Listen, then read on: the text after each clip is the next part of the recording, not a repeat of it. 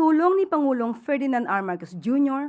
sa mga Overseas Filipino Workers o OFWs na naapektuhan ng gulo sa Middle East. Nagpapatuloy mula nang sila ay makauwi sa bansa.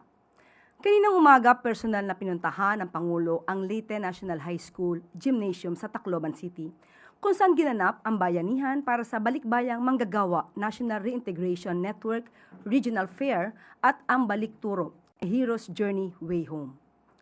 Nakasalamuha ng Pangulo ang mga OFW job seekers kasama sina DMW Secretary Hans Kakdak at DepEd Secretary Sunny Angara.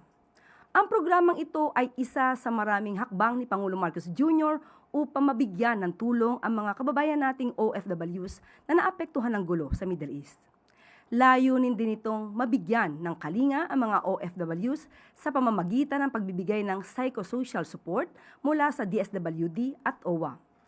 Kaalaman mula sa pagsanib puwersa ng DepEd, TESDA at CHED, at kabuhayan mula sa DOLE at iba pang ahensya ng pamahalaan. Isinulong din ang Sa Pinas, Ikaw ang Ma'am at Sir o SPIMS program ng DMW at DepEd.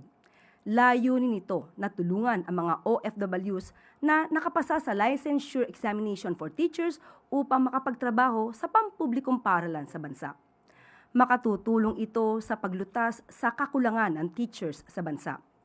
Binigyan diin ng pamahalaan na hindi matatapos sa pagpapauwi sa mga OFWs ang tulong ng pamahalaan, kundi hanggang sa pagdating nila dito sa Pilipinas at hanggang sa kanilang muling pagbangon.